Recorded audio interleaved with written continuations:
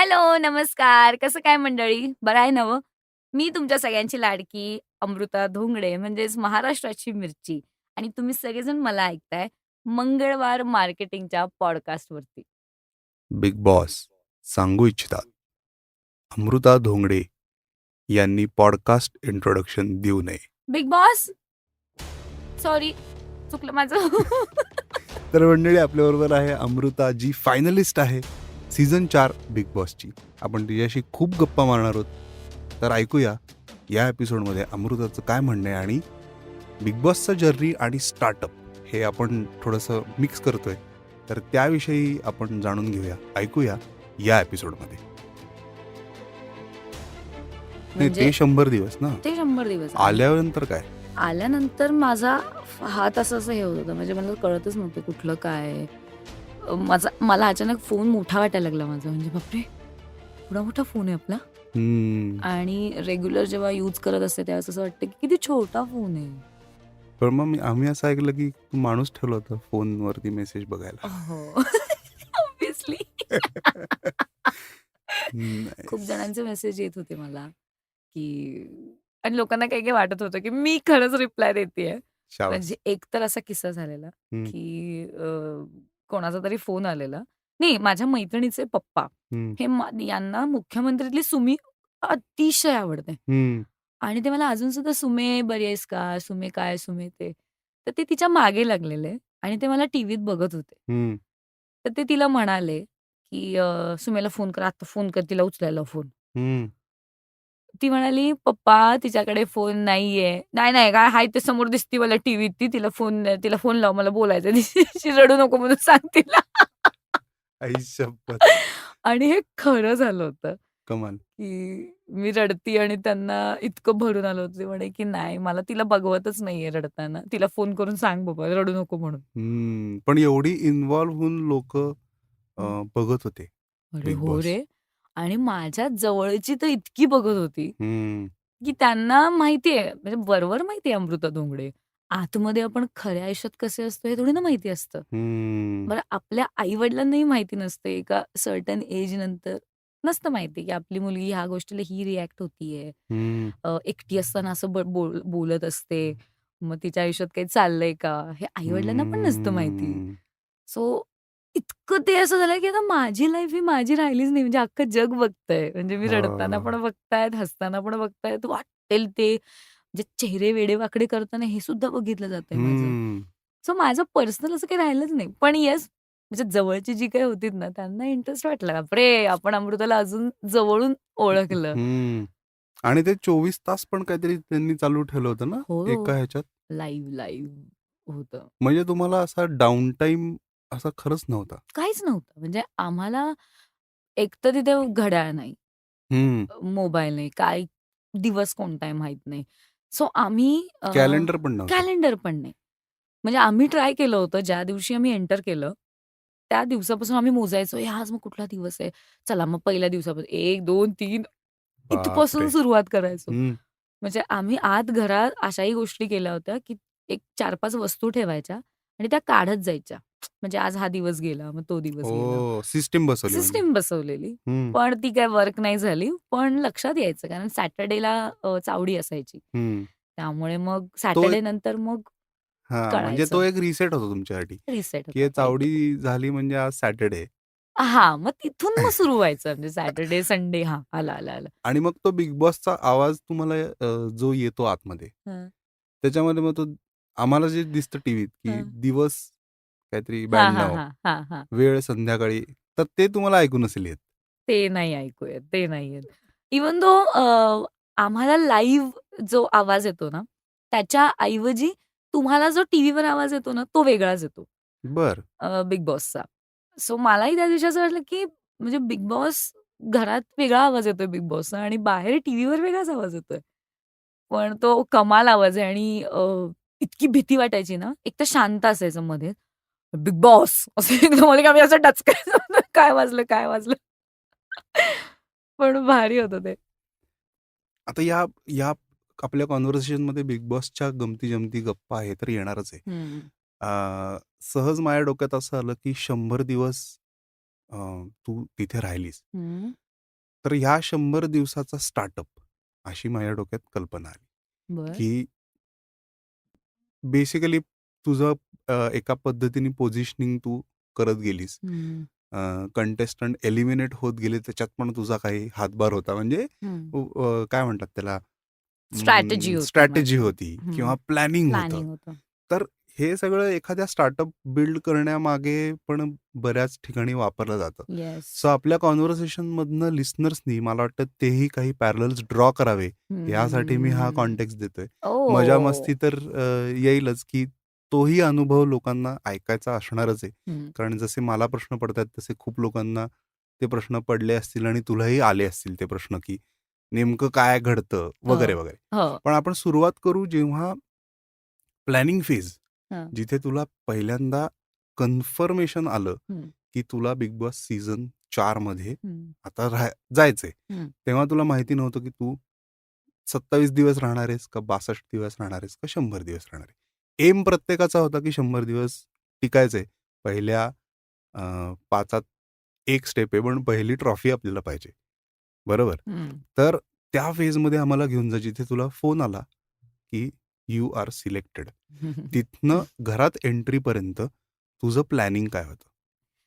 सगळ्यात आधी जेव्हा पहिला फोन आला मला बिग बॉससाठी, त्याची पण एक गंमत आहे, हं, की आपल्या नशिबात किंवा आपण एक गोष्ट अचीव्ह करण्यासाठी मनापासून एखादा प्रयत्न करत असतो आणि ती गोष्ट आपल्या समोर येते अचानक.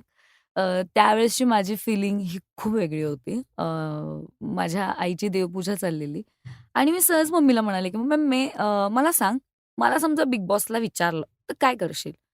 ती म्हणाली, "काही नाही सोने, तू जायचं बरं का, मला काही माहीत नाही. तू तू बिग बॉस आले की तू जायचं." म्हटलं, "ठीक आहे." मी फोन बाजूला ठेवला आणि मी आवरायला वगैरे लागले आणि थोड्या वेळाने मी परत फोन हातात घेतला माझ्या आणि बघते तर मला इंडमॉलमधून मेसेज आलेला बिग बॉससाठी. हं. सो माझी अशी रिएक्शन होती, की मी जस्ट आत्ता विचारलेलं आणि मला माहीतही नव्हतं, की ती गोष्ट होणार आहे माझ्यासोबत, की मला स्वतःहून विचारलं जाणार आहे. आणि मी फोन बाजूला ठेवला. मी मम्मीकडे गेले पळत-पळत म्हटलं, "मम्मी तुला कळलं का काय झालं?" म्हटलं, "मी जस्ट तुला विचारलं हं. बिग बॉससाठी आणि मला मेसेज आला इंडेमॉलमधून." ती म्हणाली, "बघ मी बोलली होती मी देवपूजा करतीये. बघ माझी माझी पूजा हो फळाला आली." असं तसं. म्हटलं, "हो तुझी श्रद्धा आहे, मान्य आहे मला." सो तिथून खरी सुरुवात झाली. हं. जेव्हा पहिला मेसेज आला त्याच्यानंतर मग परत धाकधूक, धाकधूक, धाकधूक. कारण बिग बॉस खेळणं किंवा तिथे जाणं हे खूप मोठा डिसिजन होता माझ्या आयुष्यातला. हं. कारण याच्या आधी 1-2 सीरियल केलेल्या आणि आपण बिग बॉसमध्ये गेलो म्हणजे आपली सगळीच लाईफ जी काही आहे ती समोर येणार लोकांच्या. मग हं. लोकांना आपण आवडतोय, नाही आवडतोय, मग आपला गेम कसा वाटेल लोकांना? लोक आपल्यावर प्रेम करतील का? का मला पहिल्याच आठवड्यात बाहेर काढतील? का हं. दुसऱ्या आठवड्यात बाहेर काढतील? का मग शिव्या घालतील बाहेरून? इतके प्रश्न होते. आणि एक चांगले पण काही मला दिसले त्यातले गुण. ते म्हणजे मी समजा गेलेच, तर माझ्या करिअरला एक चार चांद लागतील. हं. मी जी काही मुख्यमंत्री किंवा दुसरी सीरियल केली चांदणे, तेवढ्या त्या 2 कामापर्यंत ज्या लोकांपर्यंत मी पोहोचले, त्यापेक्षा अजून काही लोकांपर्यंत, चांगल्या डिरेक्टरपर्यंत, चांगल्या हं. प्रोड्युसरपर्यंत मी पोहोचू शकते. अजून माझं नाव होऊ शकतं. बरं आपण माणूस म्हणून किती चांगले आहोत हे आपल्याला माहिती आहे. हं. त्यामुळे त्या एका कॉन्फिडन्सवर मी तयार झाले हं. आणि मी डिसिजन घेतला. मग माझ्या एक 2-3 मीटिंग झाल्या. हं. सो पहिल्या मीटिंगमध्ये ऑब्व्हियसली प्रत्येकाला हा प्रश्न पडतो, की आपण समजा एखाद्या गोष्टीत पाऊल टाकतोय, मोठ्या गोष्टीत म्हणजे एखादा साधा बिझनेस जरी करायचा म्हटला, बरोबर. तरी आपण आपली मनात खूप धाकधूक असते. हं. तसं माझ्या पहिल्या मीटिंगला झालं होतं. मी माझी कोरी पाठी घेऊन गेले होते. मला काहीही माहीत नव्हतं. नाईस. आणि डिरेक्टर होते, चॅनलवाले होते. सो त्यांच्याशी मी गप्पा मारल्या. त्यांनी मला सगळे माझे डाउट होते ते क्लिअर केले. हं. सो हा बेसिक क्वेशन प्रत्येकाला येतो, की हे स्क्रिप्टेड आहे का? मग हे काय राइट. आहे? मग कसं असणार आहे? मग आतमध्ये कशा असतात गोष्टी? इथपासून सुरुवात झालेली. सो मग दुसऱ्या-तिसऱ्या मीटिंगपर्यंत तरी माझे धाकधूक चाललेलं. मग हं. मी ट्राय केलं. माझे जे काही आजूबाजूचे फ्रेंड सर्कल आहेत त्या त्या लोकांना मी जरा कमी विचारलं. कारण माझं असं झालं की तो माझा वैयक्तिक डिसिजन आहे. राईट. उद्या समजा मी माझ्या कुठल्या मित्राला विचारलं किंवा माझ्या कुठल्या मैत्रिणीला विचारलं जी इंडस्ट्रीतली आहे किंवा बाहेर कुठली आहे, तर ते लोक मला इन्फ्लुअन्स करणार आणि माझ्या डोक्यात जे काही विचार चाललेत, जे मला करायचंय, मला काहीतरी बनायचंय, मला माझं आयुष्य घडवायचंय. सो त्यासाठी मला माझं पाऊल उचलायचंय. सो मला जर कोणी इन्फ्लुअन्स केलं तर मी होऊही शकते. कारण तो अगदीच माझा डिसिजन होता स्वतःचा आणि त्यात जर कोणी माझे कान भरले असते, तर मग माझं मन डगमगलं असतं. सो मी खूप कमी लोकांना सांगितलं आणि त्याच्यानंतर थर्ड मीटिंगमध्ये ओके आलं आणि तिथून सुद्धा मला कॉल आला. तिथपासून ते आतमध्ये जाईपर्यंतचा माझ्याकडे फक्त 1 महिन्याचा वेळ होता. त्यात मला काही एपिसोड्स जुने बघायला सांगितले होते. राईट. जेणेकरून तुला समजेल काय गेम असतो, कसा असतो, काय होतं. पण खरं सांगू का, मी जरी ते एपिसोड बघितले तरी शून्य कळत होतं. कारण आतमध्ये काय घडणार आहे हे काहीही माहीत नव्हतं. म्हणजे नॉमिनेशन असतं, मग व्होट अपील करावं लागतं, मग प्रत्येकासोबत चांगलं इक्वेशन बनवावं लागतं आतमध्ये गेल्यावर, जेणेकरून तो आपल्याला नॉमिनेट करू नये. सो या ज्या काही स्ट्रॅटेजीज आहेत, या मला त्या एपिसोड बघितल्यावर कळतच नव्हत्या. कळत नव्हत्या. राईट. मी माझं बघत होते. चला एंटरटेनमेंट म्हणून मी बघत होते. चला अच्छा हे आणि ते दिसत पण एपिसोड तसे होते. सो त्यानंतर मी ते बंद केलं बघायचं आणि मी फुल फोकस केला, की मी जशी माणूस म्हणून माझ्या वैयक्तिक आयुष्यात आहे, मी जशी आहे तशी समजा आतमध्ये जाऊन राहिले, तर मे बी लोकांना आवडूही शकते. काही लोकं असतील ज्यांना माझा स्वभाव नाही आवडणार, माझं स्पष्ट बोलणं नाही आवडणार किंवा मी रडते हे नाही आवडणार. मी एखाद्याशी मैत्री केली ही नाही आवडणार किंवा मैत्री केली हे सुद्धा आवडू शकतं. सो स्ट्रॅटेजी अशी मी ती नव्हती केली. सुरुवातीला मी जेव्हा ठरवलं जायचंय, त्यावेळेस खरं तर मैत्री करायची नाही हे मी ठरवलं होतं. कारण उद्या जाऊन मला त्या गोष्टीचा त्रासही होऊ शकतो आणि ती व्यक्ती माझी असू शकत नाही. कारण ॲट द एंड तो गेम आहे. आणि तिथून पुढे ही एक मी स्ट्रॅटेजी प्लॅन केली होती. मला तिथे काय कपडे घालायचे आहेत, मला स्वतःला कसं रिप्रेझेंट करायचंय. कारण आफ्टर बिग बॉस मला अमृता धोंगडे म्हणून एक वेगळंच लोकांनी येस. बघितलं पाहिजे होतं येस. आणि तसं ॲक्सेप्ट लोकांनी करायला पाहिजे होतं, जी काही मला पुढची कामं मिळणार आहेत. करेक्ट. सो माझे काही कपडे होते, माझे लूक मी डिसाईड केले होते, की येस मला ते करायचंय. बरीच मेहनत होती म्हणजे. बरीच मेहनत होती. त्याच्यानंतर मी अख्खा महिना मला आठवतंय इकडे जा शॉपिंगला, तिकडे जा. मग काही-काही लोकांना मी भेटत होते, जेणेकरून त्यांचे स्वभाव मला समजतील किंवा मी डील करू शकते का? आणि मी माझ्या वैयक्तिक आयुष्यात तशी आधी खूप चिडचिड करत होते. म्हणजे माझी चिडचिड प्रचंड व्हायची, की मग मी खरंच तेवढी चिडचिड करतीये का? आणि म्हणजे साधं मी दुकानात जरी गेले, तरी मी दुकानातल्या लोकांसोबत कशी बोलतीये हे सुद्धा मी करून बसले होते. सो म्हणजे मला या रँडम माणसांशी पण बोलता येतंय का? मग उद्या तर त्या घरात गेल्यावर काही वेगळी माणसं असणार आहेत. सो त्या लोकांसोबत मला डील करता येईल का? सो तुम्हाला हे सुद्धा मी करत होते. तुम्हाला कोण पार्टिसिपेट करणार आहे हे डायरेक्ट घरी गेल्यावरती समजलं का आधी तुम्हाला कल्पना होती? आता मला सगळ्यांसमोर हे खरं बोलायचंय, की हळूच ना मला काही-काही नावं सुद्धा समजली होती. नाही, हळूच नाही, पण म्हणजे चॅनलनी तुम्हाला लिस्ट दिली नाही, नव्हती. नाही, नाही, नाही. आम्हाला काहीही माहिती सो नव्हतं. ब्लाइंड गेमच होता बेसिकली येस, सुरुवातीला. पूर्णपणे ब्लाइंड गेम होता तो. आम्ही जेव्हा आतमध्ये गेलो, सो एक-एक जण येत होते तेव्हा, "ओह! अच्छा. तुझी ओह!" पहिली एंट्री होती का बहुतेक? माझी थर्ड होती, थर्ड थर्ड होती. होती.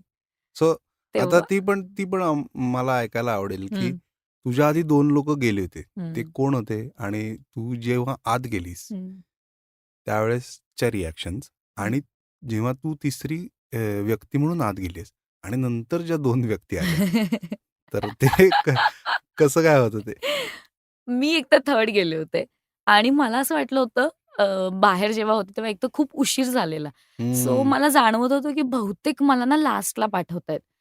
पण आतमध्ये मी आणि निखिल आम्ही एकत्र एंटर झालो हाऊसमध्ये. तर सगळ्यात आधी तेजस्विनी होती हं. आणि प्रसाद होता. सो तेजस्विनीला भेटल्यावर रिएक्शन अशी होती, की तिच्यासोबत मी काही आठवड्यांपूर्वी एक इव्हेंट केला होता. ओके. आणि त्या इव्हेंट दरम्यान आम्ही कपडे घेत होतो आणि एका शॉपमध्ये होतो आम्ही आणि हं, त्यावेळेस तिची आई आणि मी आम्ही बोललोही होतो. तो हं. इव्हेंट अटेंड केला होता. सो अशी रिएक्शन होती, की "अरे! तर खूप त्यावेळेस चाललेलं ना प्लॅनिंग.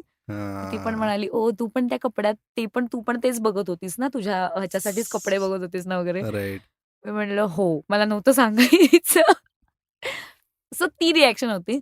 प्रसादला मी 1-2 सीरियलमध्ये पाहिलं होतं. हं, त्यामुळे मी तशी पर्सनली कोणालाच ओळखत नव्हते, त्या हं, दोघांनाही नाही. हं. त्यामुळे अशी रिएक्शन होती, की हाय, हॅलो एक इथपर्यंत. कंटेस्टंट म्हणून कंटेस्टंट हाय, म्हणून हॅलो. हाय, हॅलो झालं. हं, माझ्यानंतर जे आले ते होते किरण माने आणि अक्षय केळकर आय थिंक. हं, सो मानेंबद्दल ही कॉन्ट्रोव्हर्सी जरा जास्त झाली होती त्यांच्या एका गोष्टीमुळे. हं. त्यामुळे ते मला माहीत होते. पण तरी सेम, की आता या घरात आल्यावर आता काय कॉन्ट्रोव्हर्सी करतायत आणि कसे हां. राहतायत राइट. आमच्या सगळ्यांसोबत किंवा माझ्यासोबत, हं, ही रिएक्शन होती. आणि नंतर बाकीचे जे काही येत होते कंटेस्टंट, त्यांना पण एक वेगवेगळी रिएक्शन होती. पण मी खरंच त्या घरात जे कोणी होते, त्यांना मी एकदाही कामानिमित्त किंवा तशी पर्सनली कधीच नव्हते भेटले. हं. खूप कमी लोकांना, म्हणजे त्यातल्या त्या तेजस्विनी आणि अपूर्वा ह्या दोघीच अशा होत्या, ज्यांना मी तशा कामानिमित्त भेटले. भेटलेली बाकी मी होतीस. कोणालाच ओळखत नव्हते. राइट. अरे, म्हणजे जोरदार काम होतं. खूप जोरदार. तू इमॅजिन कर, तुला एका घरात जिथे वारा नाहीये, ऊन नाहीये, पाऊस काय माहीत नाही, बाहेर काय चाललंय माहीत नाही. फोन नाहीये, ज्याचा जीव असतो आपला, उठल्या-उठल्या फोन बघितल्याशिवाय सकाळ होत नाही आपली. तो नाहीये. हं. घड्याळ नाहीये. आपली माणसं नाहीयेत. आपल्याला गप्पा मारायला माणसं नाहीयेत. आपलं काय दुःख आहे किंवा चांगलं अगदी सुख जरी एखादं सुखाचा काहीतरी झालं, ते सुद्धा शेअर करायला आपल्याला माणसं नाहीयेत आपल्या आजूबाजूला. हं, सो काय होईल? आणि प्रत्येक वाट्यावर किंवा आपण ज्याच्यावर विश्वास ठेवतोय, ती माणसं पुढे जाऊन आपल्याला नॉमिनेट करतायत. हं, आज जो माझा मित्र झालाय, तो मला म्हणतोय, की "यार, ते निकष तसे होते, त्यामुळे मला फॉलो करावे लागले आणि मी तुला नॉमिनेट करतोय हं, हं, घराबाहेर जाण्यासाठी." हं. सो हे किती अवघड आहे, म्हणजे बरोबर. नाही सहन होत रे. सगळे इमोशन्स सगळे यूज करावे लागतात आणि हं. होतातच त्या घरात. तो मला एक प्रश्न पडला होता, की अ, आपण इथे आता ऑब्व्हियसली फॅमिलीबरोबर राहतो किंवा आजूबाजूला ओळखीची लोकं असतात, जे आपल्याला समजून घेतात हं. अनेकदा. अ, आणि तरीही आपल्याला इथे असं कधीतरी वाटतं, की यार आत्ता मी एकटा किंवा एकटीच पाहिजे इथे. आता खूप लोकं आहेत. 3-4 लोकं जरी आजूबाजूला असले तरी आपल्याला असं कधी-कधी वाटतं. इथे तर अख्ख्या घर अर्थात मोठं होतं, पण कंप्लीटली अनोळखी लोकं, ज्यांना मित्र म्हणायचं का शत्रू म्हणायचं हेही कधी-कधी लक्षात येत नाहीत. हं. आणि ही सतत आपल्या आजूबाजूला आहेत. आणि कोणतरी काहीतरी भांडतच आहे.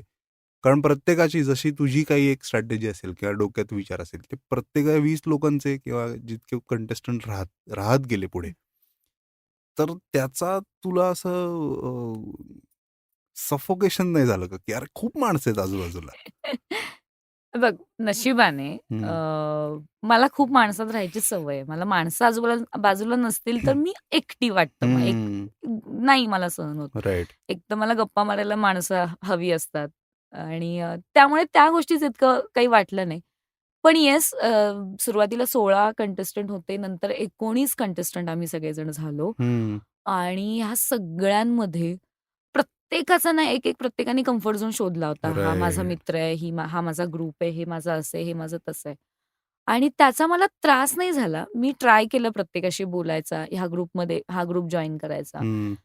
पण कसं आहे ना रे, ॲट द एंड तो गेम आहे. हं. तू आज मैत्री जरी करतोयस ना त्या मित्राशी किंवा मैत्रिणीशी, उद्या जाऊन यार तो शत्रू बनतोय आपला. बरोबर. म्हणजे मी नाही, विश्वासच नाही ठेवू शकत आहे. हं. आणि बरं, आपली चूक नाहीये किंवा समोरच्याची पण चूक नाहीये. एका हं. पॉइंटला मलाही ते करावं लागतंय. कारण मी ज्याला मित्र म्हणतीये, उद्या जाऊन तो निकषात बसतोय, त्यामुळे मला त्यालाही नॉमिनेट करावं लागतंय. करेक्ट. किंवा तुम्ही दोघंच राहिलात, तर हां, ऑब्व्हियसली तुला म्हणावंच लागेल ना, की मला जिंकायचंय. मला जिंकायचंय. तू हार बाबा. सो हे म्हणजे इतकं विचित्र प्रकरण आहे. म्हणजे हं. आपण रिलेशन जे काही बनवतो, खूप जण म्हणतात, की बिग बॉसच्या घरात काही रिलेशन्स बनतात, जे कंटिन्यू होतात हं. घराबाहेर सुद्धा. हं. अ, मी म्हणेन, की खरंच गेम व्यतिरिक्त जर रिलेशन बनवले तुम्ही, तर ते टिकतील. हं. पण एका पॉइंटला स्पर्धा ही प्रत्येकाच्या आयुष्यात आहे आणि हं. आपण तिथे गेम खेळायला आलोय, त्यामुळे प्रत्येकाच्या डोक्यात ते चालू असतं. म्हणजे तिथे इतकी माणसं आहेत आजूबाजूला नाही मिळत प्रायव्हसी. आता समजा माझ्या किचनमध्ये मला साधं मला भाजी बनवायची आहे किंवा मला माझं काही बनवून घ्यायचंय, चहा जरी बनवायचा आहे, तरी त्या पॉइंटला त्यालाही हवा असतो किंवा तिलाही हवा असतो. तिला काहीतरी वेगळं बनवायचं असतं. "अरे थांब यार, मला बनवू दे." आणि सहनच नाही होत तिथे. एकतर ते मुद्दाम केल्यासारखं वाटतं, की यार ठीक आहे ना, म्हणजे थोड्या 5-10 मिनिटांनी तुला काही फरक नाही पडणार आहे. पण मी 5-10 मिनिटं का थांबायचं? मग हे मुद्दाम पण केल्यासारखं वाटतं किंवा मग कॅमेरासाठी चला बाबा मला काहीतरी कंटेंट द्यायचंय म्हणून पण केलं जातं आणि काही-काही जणांना नाही फरक पडत. चल मी 5 मिनिटं थांबतो. सो इतक्या वेगवेगळ्या स्वभावाची माणसं आजूबाजूला सो असतात. ते जज करणं पण कंपॅरेटिव्हली कठीण असेल, की प्रत्येक वेळी त्या व्यक्तीची रिएक्शन ही नेमकं कशासाठी आहे, हो. हे कळणं पण म्हणजे डिफिकल्ट आहे. साध्या-साध्या गोष्टी आहेत. आणि आता शब्दाला शब्द पण लागतो. खूप लागतात. इतकं की माझा आवाज म्हणजे गेल्या दुसऱ्या का तिसऱ्या आठवड्यात माझा आवाज गेला होता. हं, इतकं ओरडावं लागायचं आणि आपला मुद्दा मांडल्याशिवाय माझे हं. बाहेरचे जे कोणी प्रेक्षक आहेत किंवा उद्या जाऊन मला ते लोक जज करणार आहेत. ते मला व्होट करणार आहेत.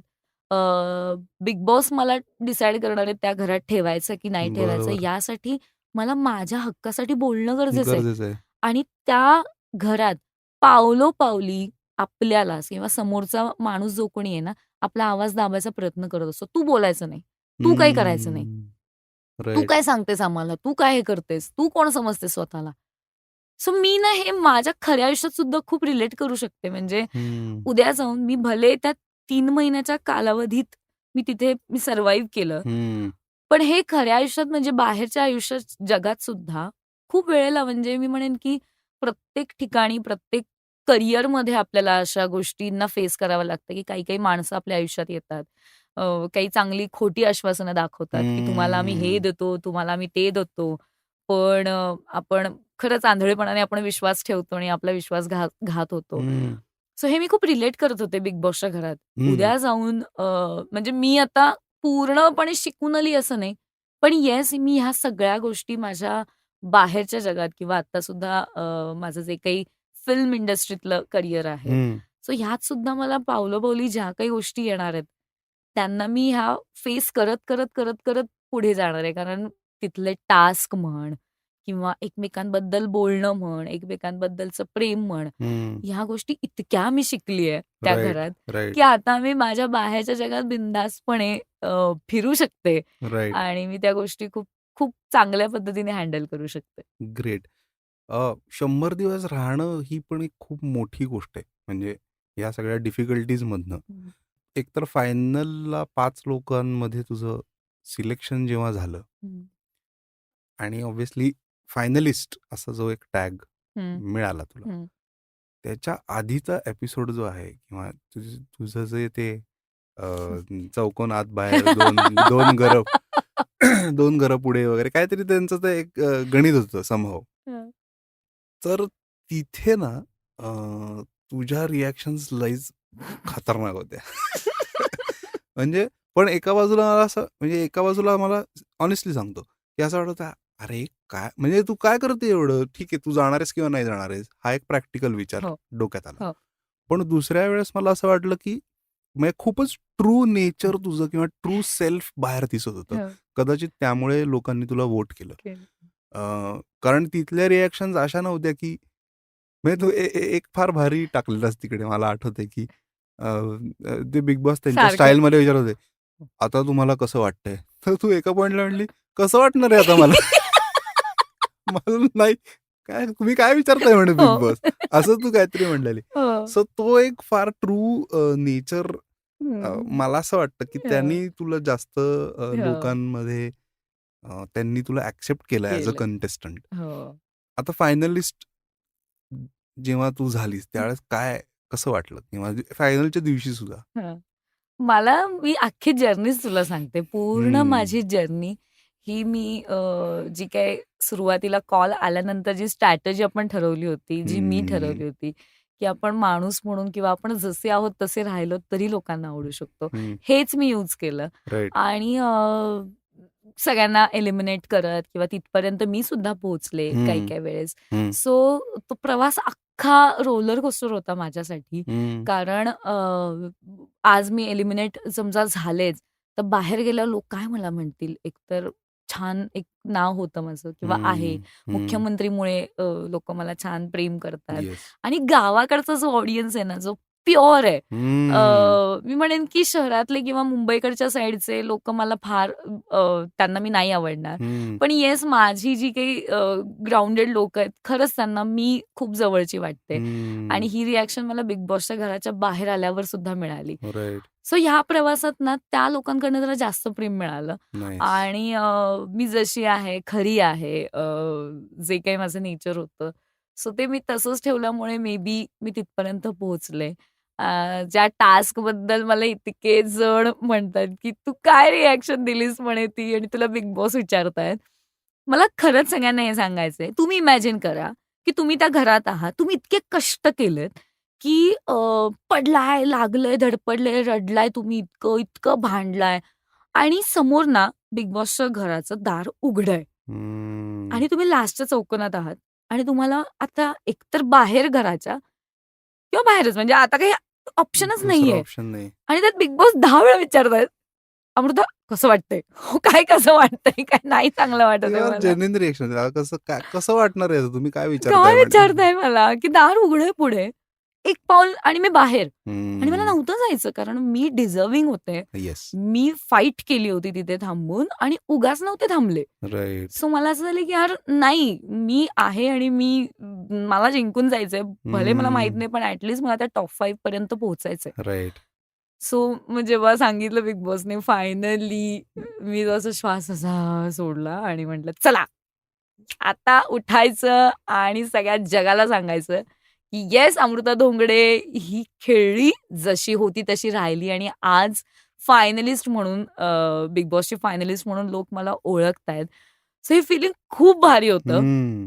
भले मी म्हणेन की त्या ट्रॉफीपर्यंत मला नाही पोहोचता आलं, पण मी निघताना सुद्धा मी म्हणाले की मी फायनलिस्ट म्हणून निघतीये. उद्या कोणीही विचारले किती सीझन आले तरी 4थ्या सीझनची फायनलिस्ट म्हणजे अमृता धोंगडे असंच म्हटलं जाईल. आणि त्याचं खूप प्राऊड फील होतं मला, कारण मी सगळ्यात नंतर जे काही कंटेस्टंट राहिले त्या सगळ्यांमध्ये मी लहान होते. त्यामुळे एक्सपिरियन्स वाईज सुद्धा लहान होते आणि असं वाटत होतं की यार चला आपण कमी पडत होतो कुठेतरी, पण नाही, मी पुरून उरले आणि कोल्हापुरी ठसका माझा दिसला तिथे. लय भारी. लय भारी. बाहेर आल्यावर काय तांबडा पांढरा हाणला की नाही? अरे लय हाणला, काय सांगू तुला. आम्ही गेलो कोल्हापुरात आणि कोल्हापुरात गेल्यावर मम्मीने आमच्या जे काय असं ताट भरून तांबडा पांढरा सुक्क मटण जे काय असं वाढलं होतं, सांगू तुला मर्दा, लय भारी वाटलं. मग ज्योतिबाला गेलो होतो. महालक्ष्मीला तेवढं जायचं राहिलंय, कारण परत आलो मुंबईला, जरा काम होतं म्हणून. पण तो जो काय होता, सगळी पाहुणे आली होती घरात विचाराय मला, म्हणली आहे कशी खेळलीस तू, कशी राहिलीस, अमरे लय लय लय भारी वाटतंय बघ. काय काय जणांनी लय काय काय आणलेलं, मला खायला आणलेलं. असं नाही का तुला म्हणलं तू जिंकायला पाहिजे होती? सगळी म्हणलीत मला की अमरे तू का जिंकली नाहीस? आम्ही म्हणे आम्ही टीव्हीच बंद केला, जेव्हा तुझा लाईट बंद झाला तेव्हा आम्ही टीव्ही बंद केला. लय भारी रिएक्शन, लय भारी. अमृता बाहेर गेली, टीव्ही बंद. सचिन तेंडुलकर आउट झाल्यासारखं झालं, म्हणजे मॅच बंद, टीव्हीच बंद केला होता. आम्हाला माहितच नाही कोण पुढे जिंकलंय. म्हणजे अशी रिॲक्शन होती सगळ्या लोकांची. आणि खूप खूप खूप प्रेम मिळालं मला. म्हणजे माझं स्वागत जे झालं होतं, रॅली काढली होती माझ्या वडिलांनी, सगळ्या गावाकडच्या लोकांनी. म्हणजे त्यांना जिंकण्यापेक्षा तू तिथपर्यंत पोहोचलीस, आणि मी अगदीच खेडेगावात नाही रे, जाखले हे खूप म्हणजे नकाशात पण नसेल ते गाव कोल्हापूरचं. सो त्या गावातनं मी आली आणि जेमतेम लोकांकडे टीव्ही पण नव्हता. म्हणजे माझ्या वडिलांनी केबल लावला तिथे जेव्हा माझी मुख्यमंत्री आली होती. सो अशा गावातनं आपण आलोय. भले आपण आई वडिलांनी आपल्याला जरा शहरात शिकवलं म्हणून जरा चांगले संस्कार झाले किंवा अजून काही चांगल्या लोकांसोबत आपण राहिलो, पण मग तिथे राहिलो असतो किंवा तिथे वाढलो असतो तर अजून तिथल्याच लोकांपर्यंत मी पोहोचले असते. त्यामुळे आई वडिलांनी आम्हाला त्याच तिथनं बाहेर काढलं, चांगलं शिक्षण दिलं. माझं BSc झालंय, माझ्या बहिणीचं इंजिनिअरिंग झालंय, माझ्या भावाचं इंजिनिअरिंग झालंय. सो याचा फायदा झालाच. पण एक नाळ जोडलेली असते आपल्या गावाकडल्या अगदीच, लोकांसोबत. अगदीच. त्यामुळे दरवर्षी गावाला जाणं किंवा तिथली जत्रा आणि तिथं जरा आहे म्हणजे दरारा आहे असा जरा आपला आपला वट आहे. वट आहे जरा. मी जिंकलंच भावा असं म्हणायला हरकत जिंकलंच नाही. आणि खूप काय सांगू तुला म्हणजे पोत्या-पोत्यानी अशी सगळी घरात शाल, नारळ आणि ते बापरे! सगळं मला इतकं पडलं होतं घरात. खूप, खूप भारी वाटलं. मी म्हटलं, की यार काय पाहिजे अजून म्हणजे हे प्रेम म्हणजे खूप भारी आहे. उद्या हम्म, समजा मी लग्न करून जर गेले सासरी, तर हम्म. रडणारे माझं गाव अख्खं मला मला दिसतंय. क्या बात है! गावाकडची एखादी अशी मैत्रीण किंवा हं, जी जसं तू म्हणलीस, की तुझा एक प्रवास गावातनं शहराकडे हं, झाला. हं, त्यातनं अर्थात थोडंसं ग्लॅमरस फील्ड निवडलं गेलं हं, तुझ्याकडनं आणि तिथे आता तू पुढे गेली आहेस. हं, तर गावातली अशी एक मैत्रीण, की जी तुझ्याबरोबर लहानपणी तिथेच राहते अजून. हं, हं, तर अशा एखाद्या मैत्रिणीचं आणि तुझं कॉन्व्हर्सेशन झालं का? आणि हं. तिची काय रिएक्शन होती? मला आता खरं तर तिचं लग्न पण झालंय बिचारीचं हम्म. आणि विचारीचं. हां, म्हणजे ओके. बिचारीच म्हणायचं कारण मला राग या गोष्टीचा येतो. म्हणजे मी हं. आज सुद्धा जेव्हा बिग बॉस झाल्यावर मी गावाला पोहोचलेले ना, हं. मी माझ्या परीने खूप सांगायचा प्रयत्न केला. कारण तिथे गेल्यावर एक तर मी खूप 1 वर्षानंतर मी तिथे पोहोचले. तर हं. बघते तर खूप जणींची लग्न झालेली. हं. आणि मी म्हटलं, की यार म्हणजे आत्ता कुठे कॉलेजला गेली आहे किंवा आता हो. कुठे फर्स्ट इयरला गेल्यात मुली, सेकंड इयरला. म्हटलं त्यांना कॉलेज करू दे. शिक्षण हं. कंप्लीट करू दे आणि मग लग्न लावा ना. म्हणजे मी इतकी ओरडले तिथल्या सगळ्या लोकांना किंवा माझ्याच नातेवाईकांपैकी म्हणजे माझे हं. चुलत भाऊ असतील किंवा कोण असतील. म्हटलं माझ्याही पेक्षा लहान आहेत. म्हटलं 21-22व्या वर्षी तुम्ही लग्न करताय मुलींची. हं. सो म्हटलं हे नका करू म्हटलं. आज माझ्याकडे बघा, माझ्या आई-वडिलांकडे बघा.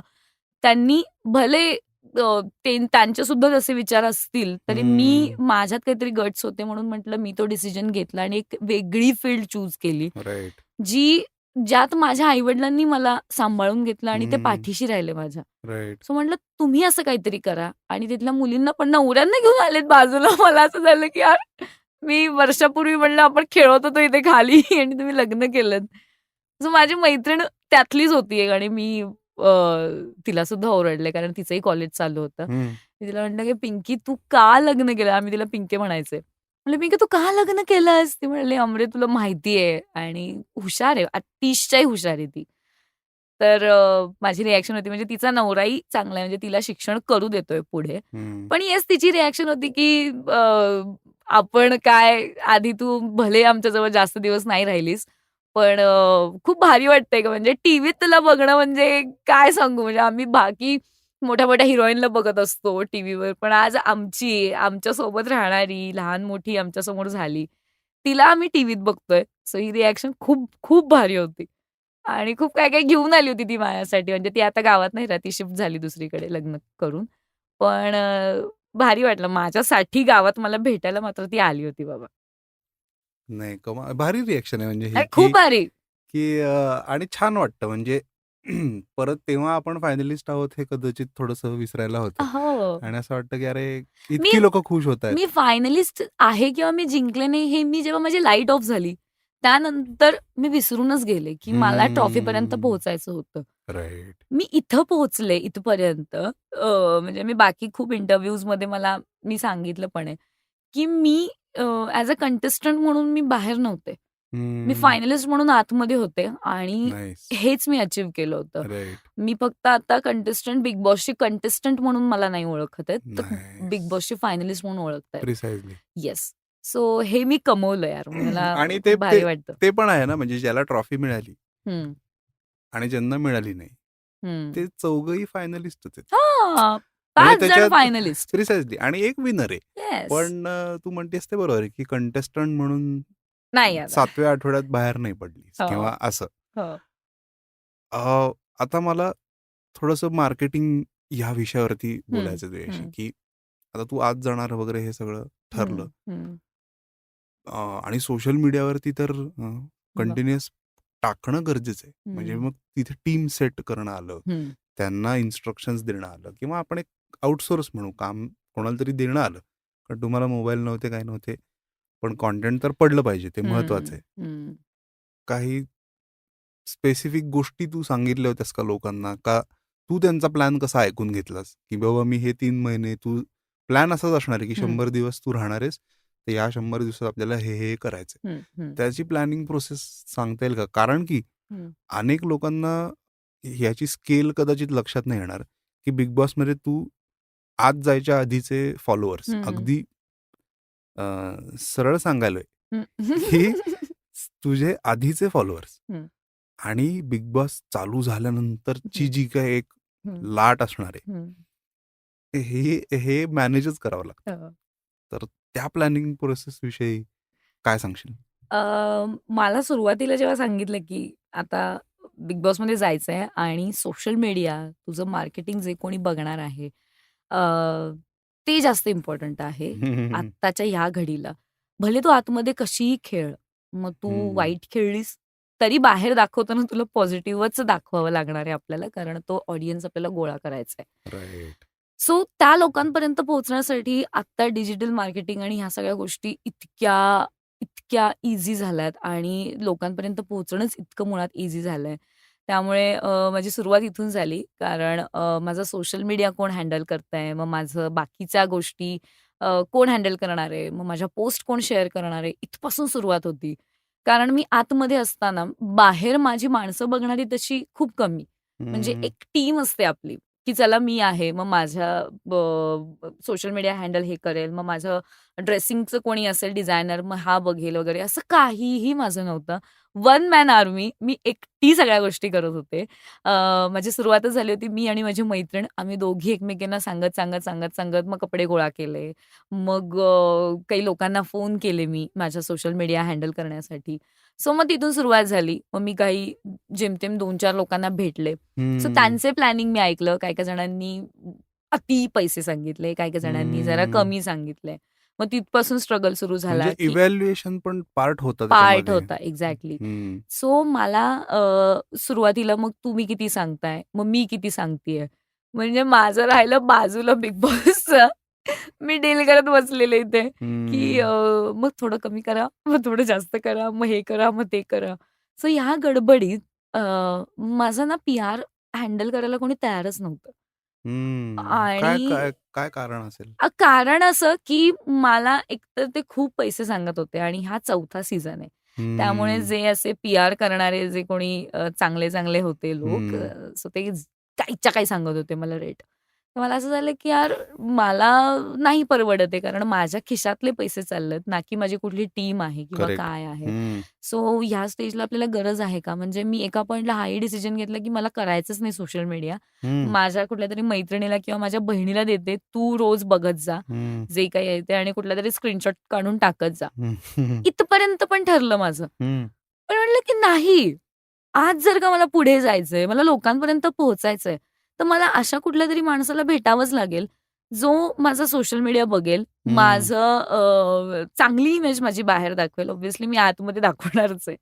पण तरी तो जरा एफर्ट्स घेईल. म्हणजे रिप्रेझेंटेशनचा भाग आहे, की रिप्रेझेंटेशनचा भाग आहे. चांगलं प्रेझेंट करेल. येस. हं. सो त्यासाठी मी प्रयत्न केला आणि मी फायनली म्हणजे जेव्हा मी 1-2 आठवडा बाकी होता त्यावेळेस मी एकीला फायनल केलं आणि मग तेव्हा तिने मला सांगितलं, की आमचा असं 3 महिन्याचा असा-असा प्लॅन आहे नाईस. आणि त्यामध्ये आम्ही सोशल मीडिया तुझं हँडल करणार, मग आम्ही Twitter तुझं हँडल करणार, Facebook हँडल करणार, मग अशा ट्वीट जाणार, मग अशा पोस्ट शेअर होणार, मग हं. त्यासाठी एवढं असेल, ते असेल, असं असेल. म्हटलं ज्याची कल्पनाही नव्हती, की या गोष्टी कराव्या लागणार आहेत आपल्याला आयुष्यात. त्या गोष्टी मी करत बसलेले. म्हटलं तुला जे करायचं ते कर. मला माहीत नाही. हं. पण चांगलं कर अशी अपेक्षा होती. आणि जाताना माझे फॉलोअर्स हे 35,000 असे काहीतरी होते Instaवरती. Instagramवरती हं. आणि जे आता माझे 80 क्रॉस झालेत. हं. सो मला असं झालं, की यार म्हणजे हे आत्ताच्या माझ्या ह्या घडीला हे खूप महत्वाचे होते माझे फॉलोअर्स हं. वाढणं. करेक्ट. कारण आजकाल हिरोईन आहे का बघण्यासाठी आधी सोशल मीडिया बघितलं जातं, हं. की Instagram चेक करतात, Facebookला ब्लू टिक आहे का, मग Instagramला ब्लू टिक आहे का, मगच ती हिरोईन आहे. बरोबर. असं जे काही वेड आलंय म्हणजे मलाही कळतच नाही, की हे काय आहे? हं. याच्यावरनं काही जज करायचं असतं.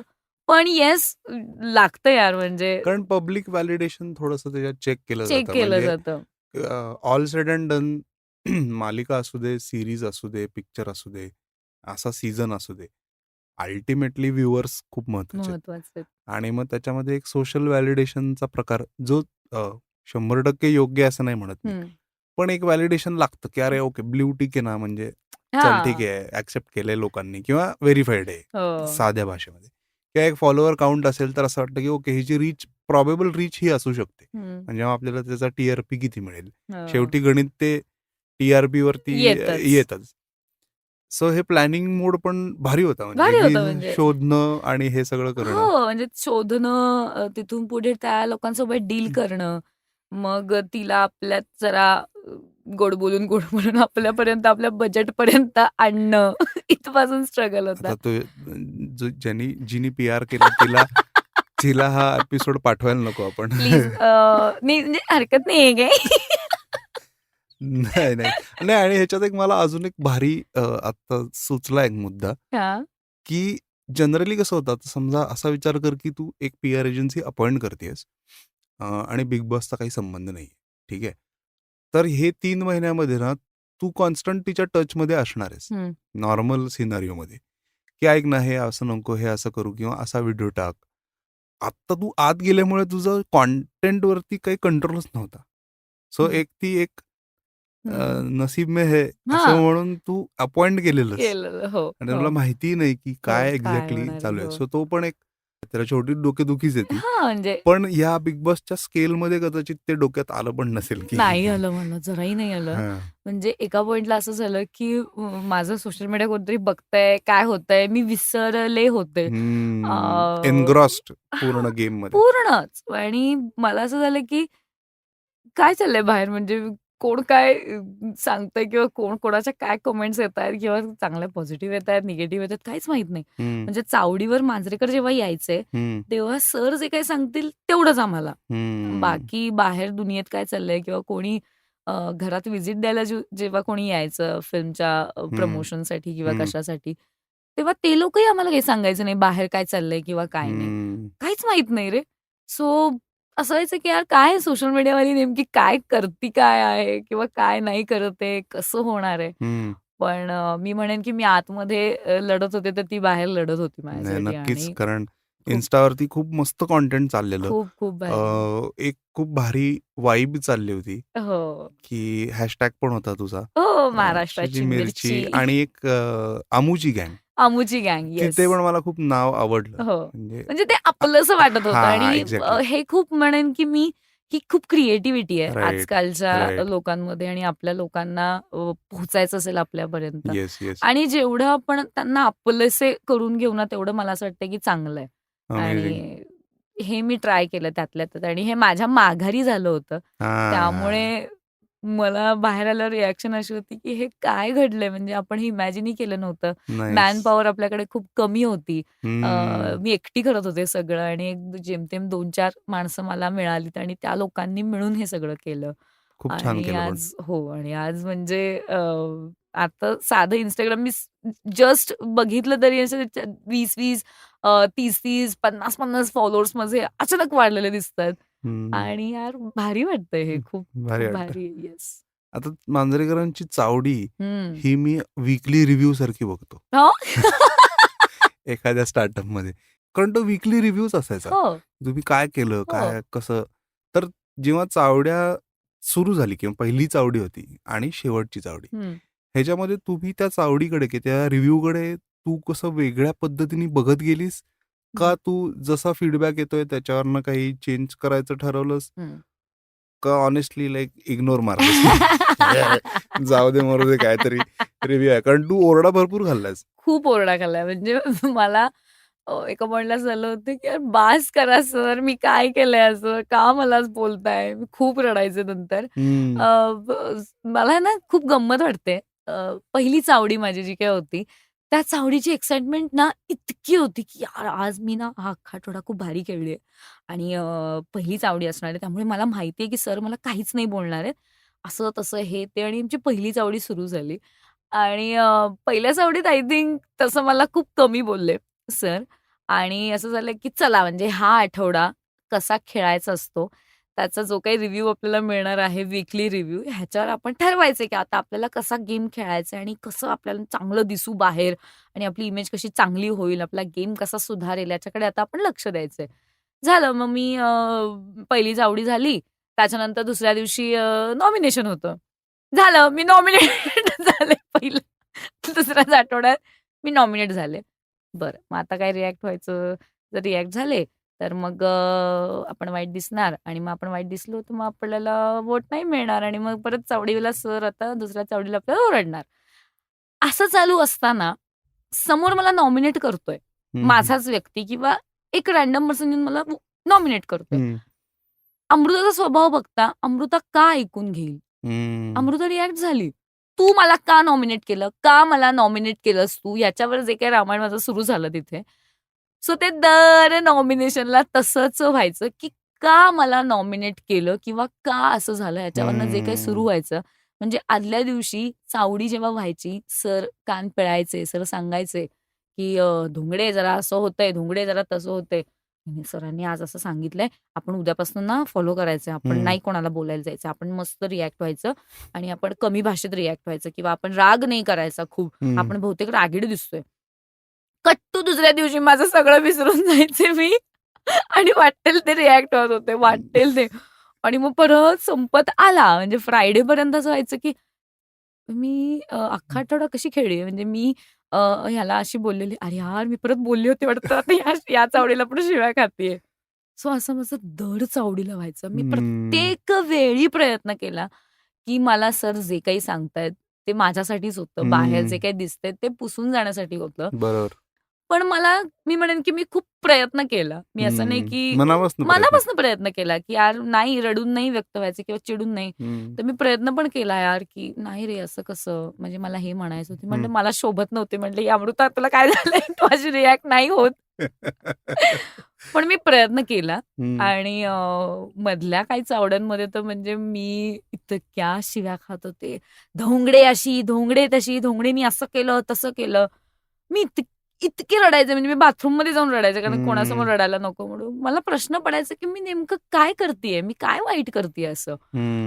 आणि कट्टू शेवटची चावडी आणि मग शेवटच्या चावडीत मी सरांना स्वतःहून म्हणाले, की म्हटलं, "सर, मी खूप मनापासून प्रयत्न केला आणि सर मला म्हणत होते, की जरा अमृता नाकावरचा राग कमी करा, नाकावरचा राग कमी करा."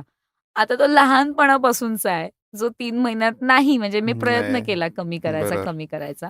सो तो काही वाईट नाहीये लोकांसाठी. तो चांगलाच आहे म्हणजे नाकावरचा राग जरी असला तो असावा थोडासा आणि तो शोभतो मला असं मला वाटतं. शोभून दिसतं चांगलं. उगाच महाराष्ट्राची मिरची नाही केलेलं ॲक्चुअली तुला. आणि ते मला मिळालेलं आहे नाव. हां. तर मी म्हटलं, की "सर मी प्रयत्न केलाय." पण सरांनी ज्या गोष्टी सांगितल्या ना, त्या मी मनापासून प्रयत्न केला यार. पण मला लाज वाटते असं सांगायला, की यार ते ठरवून सुद्धा नाही झालं रे माझ्याकडून. नाही झालं माझ्याकडून. आता बिग बॉस संपल्यानंतर पहिला आठवडा वगैरे तर आपण सोडून देऊ, की हं, पहिले 2 आठवडे सोडू चल.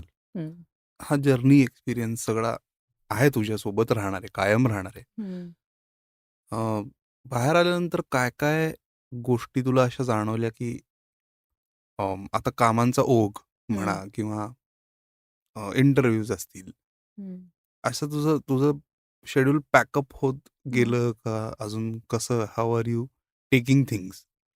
मी 2 आठवड्यानंतरचं पण तेच चालू आहे, जे माझं पहिल्या आठवड्यात झालं आल्या-आल्या. हं, मी इतके इंटरव्ह्यू दिलेत. मी म्हणेन की मला जेवायला सुद्धा वेळ मिळत नव्हता. हं, इतके फोन येत होते आणि माझा 2 आठवडा अख्खा तसा गेलाय. मी आधी हं, कोल्हापूरला गेले, तिथे लोकांसोबत तिथल्या लोकांना भेटले. त्याच्यानंतर परत मुंबईत आले. मुंबईत कंटिन्यू माझे इंटरव्ह्यूज झाले. हं, त्यानंतर मी परत पुण्यात आले आणि मग पुण्यात आता सगळं काही चालू आहे माझे इंटरव्ह्यू. मी घरीच नाहीये. म्हणजे हं. माझे आई-वडील आता कोल्हापुरातून पुण्यात आलेत मला भेटायला.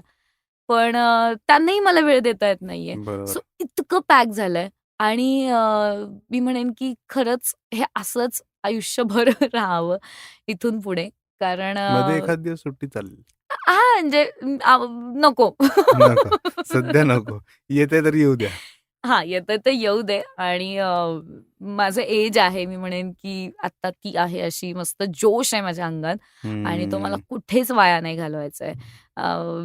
नशिबाने किंवा मी म्हणेन की मेहनतीने इथपर्यंत जर पोहोचली आहे, तर हम्म, इथून पुढचा जो काही प्रवास आहे, तो मला तसाच करायचा आहे. माझं शेड्यूल पूर्ण पॅक ठेवायचं आहे मला. हम्म, काही कामं येतायत, काही इव्हेंट्स येतायत आता. लोकं हम्म, विचारतायत, की तुम्ही मॅडम इकडे येणार का? तिकडे येणार का?" हम्म. सो सुरू झालंय हळू-हळू, हळूहळू आणि देव करो आणि सगळ्या प्रेक्षक जे काही माझ्यावर प्रेम करणारे होते, ह्या सगळ्यांमुळे मी जशी आहे आणि मला आवडेल जेवढं ग्राउंडेड आहे, जेवढं डाउन टू अर्थ मला राहता येईल तेवढं मला राहायचंय आणि हम्म. आपली अमृता म्हणून लोकांनी मला बघितलं पाहिजे. हिरोईन म्हणून मला नाही बघायचं लोकांनी, अशी माझी मनापासून इच्छा आहे, की नाईस. यार हिरोईन आहे ती, हिरोईन नाही, तुमची अमृता आहे आणि हम्म. तुमच्या आमच्यातली अमृता आहे ती.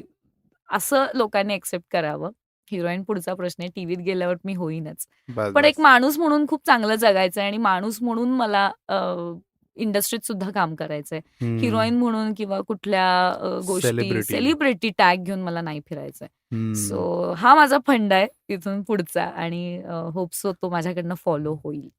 आय थिंक डेफिनेटली होईल, कारण या एपिसोड जे लोक ऐकतायत ऐकतायत. त्यांना हे लगेच लक्षात येईल की सहज गप्पा मारतेस, खूप मनापासून सांगतेस, जसं हो. म्हणजे असं वाटतंय की तू का आपण कायमच बोलतोय. हो, म्हणजे असंही वाटतंय.